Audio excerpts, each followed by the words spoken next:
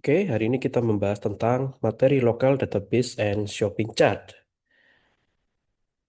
Bagian yang pertama kita membahas apa itu local database, di Flutter bagaimana cara pakainya ya.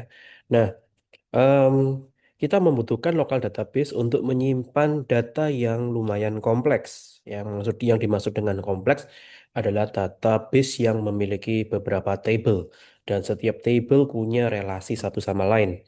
Sehingga untuk menyimpan model data seperti ini dengan menggunakan share preference akan lebih sulit ya daripada menggunakan database yang eh, punya hubungan relational database model. Nah, kalau disimpan di server, maka kita butuh koneksi internet ya. Padahal ada beberapa kasus di mana kita benar-benar ingin menyimpan secara lokal dan tidak memerlukan koneksi internet.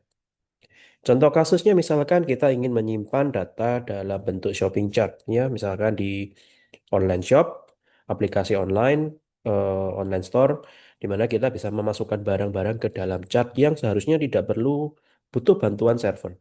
Ya, jadi data yang tersimpan di shopping chart tersimpan secara lokal.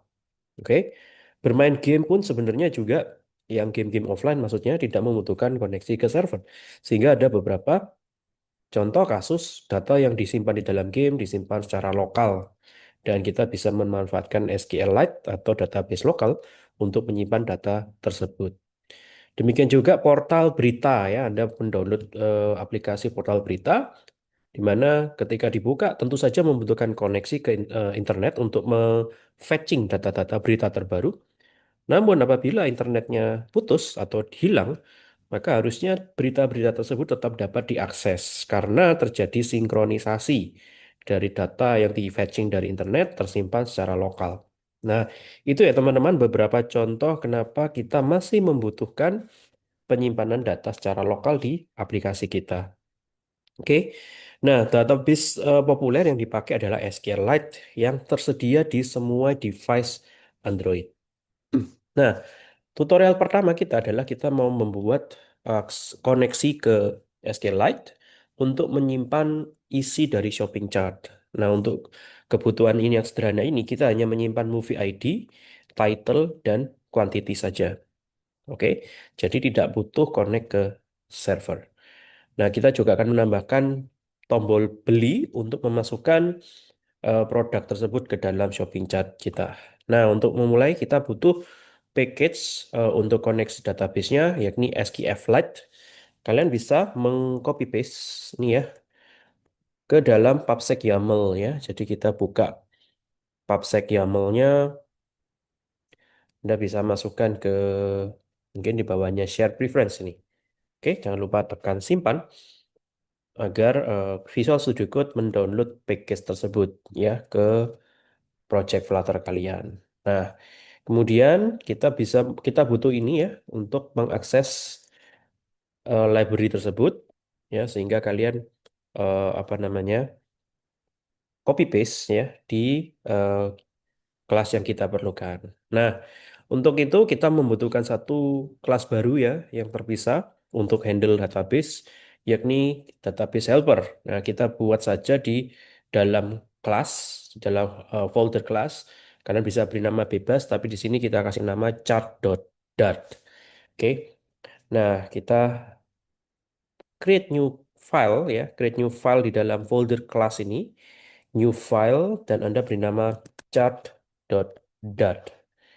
Langsung kalian copy paste ya package SQLite Dart-nya. Kemudian kita buat kelas database helper-nya.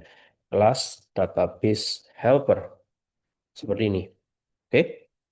Nah, ada beberapa yang penting ketika berhubung berurusan dengan SQLite. Yang pertama Anda harus state dengan jelas nama DB-nya. Oke, static const database name. Oke, nama DB-nya bebas, kalian bisa berikan nama apapun, yang penting ekstensinya .db. Contohnya seperti ini, ya, titik koma. Selain nama database, kita juga wajib menyertakan informasi tentang versi, database version, static const database version, yang selalu diawali dengan satu. Nah, ini database version ini ada hubungannya dengan migrasi. Nah, Kita tidak membahas migrasi di mata kuliah ini ya. Jadi intinya kalau Anda ingin men-upgrade database-nya, menambahkan dengan tabel yang baru, mengubah tabel-tabel yang sudah ada, maka kita wajib mengganti versinya, dinaikkan jadi versi 2 dan seterusnya. Oke. Nah, selanjutnya teman-teman, database SQLite biasanya commonly arsitektur yang umum adalah kita menggunakan konsep singleton. Artinya database ini hanya bisa diakses em, oleh satu entity ya, dan dalam sekali akses hanya boleh ada satu objek saja. Jadi konsep singleton memungkinkan sebuah kelas hanya boleh menciptakan satu objek saja, dan objek ini akan dipakai bersama-sama dengan berbagai macam entity yang akan akses dia.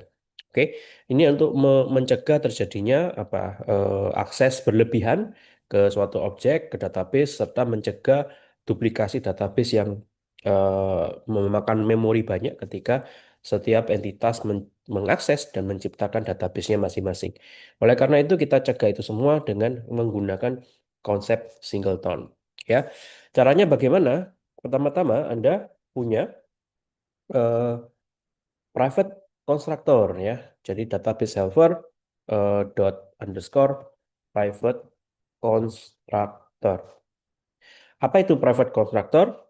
Private constructor adalah konstruktor yang hanya bisa di-call, dipanggil oleh dirinya sendiri ya, secara privat.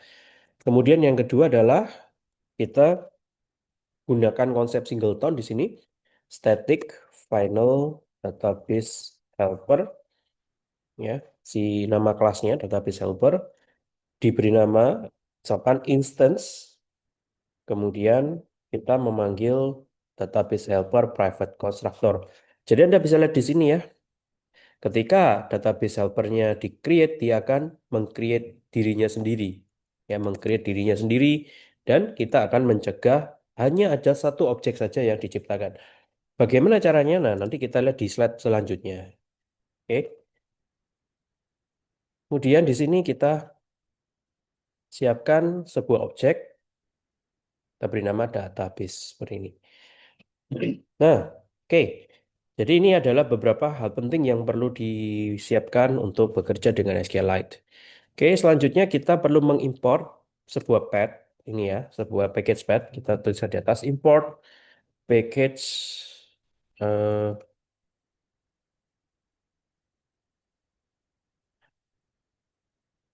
path dot dot.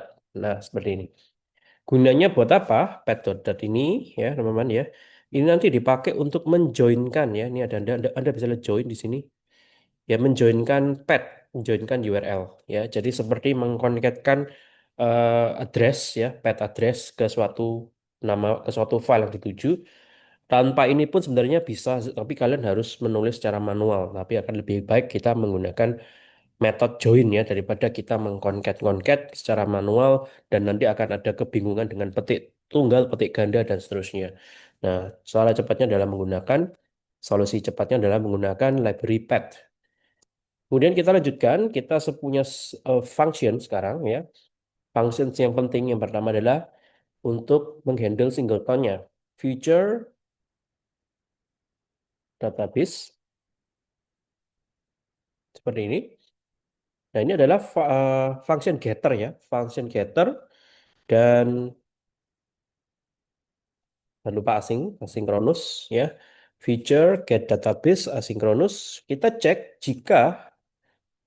jika variabel ini underscore database-nya tidak null, oke, tidak null ya, alias sudah ada yang nge-create sebelumnya, maka kita selesaikan function ini dengan langsung saja return database. That's it. Ya.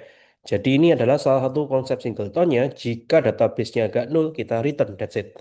Tapi jika null, jika memang belum ada yang menciptakan, maka kita panggil function yang namanya ini ya, init database.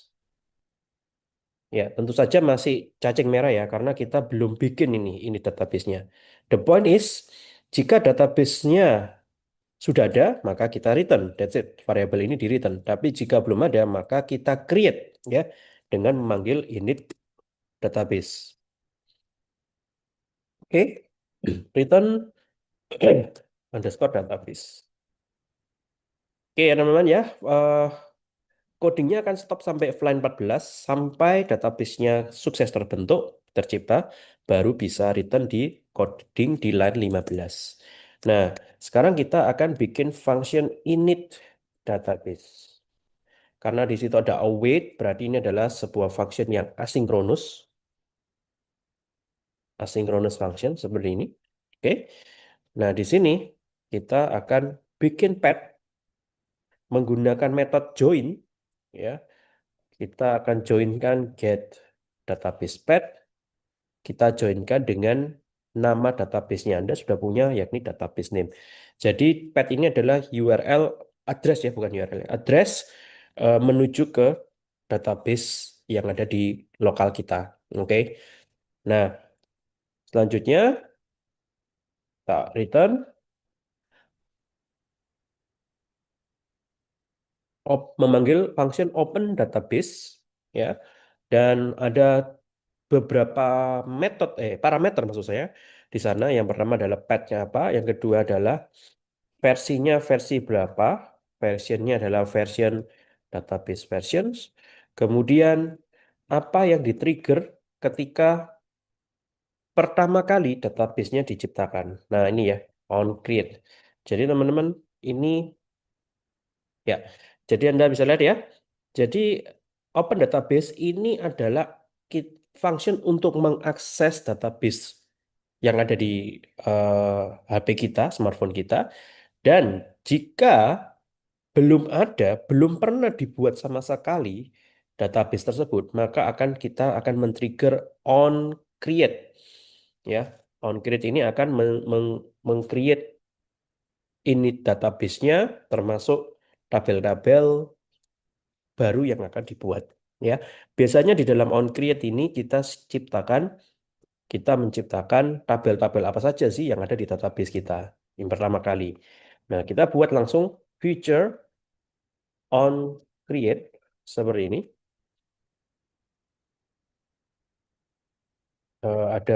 Ada ininya ya, ada parameternya, database DB serta integer version. Dan ini adalah asynchronous function.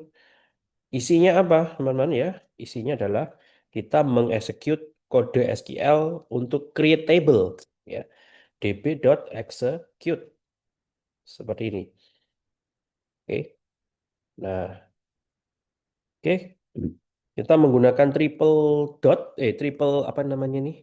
Triple single quote supaya memperbolehkan kita enter-enter seperti ini ya. Kalau Anda pakai single quote, Anda harus concat dengan plus-plus ya untuk menghubungkan antar string. Oke, nah kita create table, nama tablenya adalah chart, shopping chart, dan isinya adalah satu ada ID ya, ID-nya ini integer, primary, key, auto, increment. Integer, primary key, auto increment. Kemudian kita punya movie ID, integer, not null. Nah, teman-teman sekali lagi table chart ini punya ID primary key sendiri. Jadi dia tidak menggunakan movie ID ya, menggunakan ID sendiri yang kita buat sengaja kita buat auto increment. Ada movie ID, ada title, text, not null, serta yang paling penting di sini adalah quantity atau jumlah ya. Jumlah ini Anda bisa ubah menggunakan integer ya, nggak harus teks seperti ini. Not null juga. Nah, ini teman-teman ya. Ada ID integer, primary key auto increment, ada movie ID integer not null, ada title text not null, dan jumlah teks not null, teman-teman. Oke. Nah, kemudian kita bikin function untuk menginsert ke dalam shopping chart ini ya, ke dalam tabel chart ini. Kita panggil future integer add chart, add chart seperti ini. Dan ini karena nih fungsinya asinkronus juga, sinkronus seperti ini. Kemudian ada em, apa namanya? parameter yang dipakai. Nah, parameternya di sini kita bebas ya mau pakai cara bagaimana, tetapi yang di PPT ini menggunakan hashmap ya, eh, hashmap sebuah sebuah parameter hashmap yang isinya nanti adalah eh, key-nya apa, value-nya apa, key-nya apa, value-nya apa. Jadi yang string di sini adalah merujuk ke key-nya apa, value-nya apa. Dalam contoh kasus kita, mungkin di sini kita sebut key-nya adalah title, value-nya adalah judul movie-nya yang akan kita insert. Oke. Nah, seperti itu teman-teman ya. Jadi ini kombinasi hashmap key value. Judul film, value-nya apa, eh, jumlahnya jumlahnya kita sebagai key dan kuantitinya berapa, serta movie ID-nya sebagai key, ID movie-nya berapa. Nah, seperti itu. Ini kombinasi hashmap, string, dynamic, dynamic, dan kita beri nama row ya.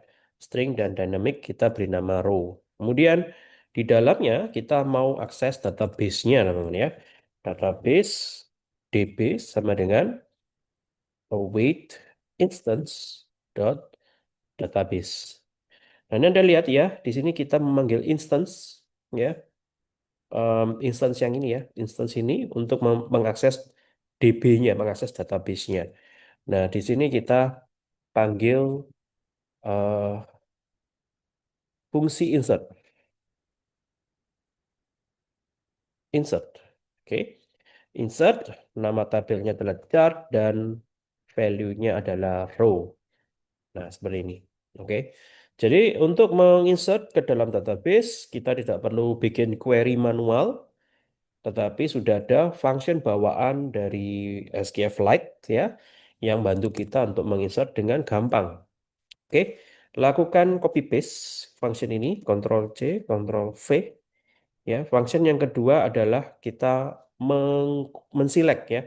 Kita melakukan query select untuk mengedown, meretrieve semua item-item yang ada di dalam chart kita. Sehingga feature yang ini bukan integer tetapi list ya. List of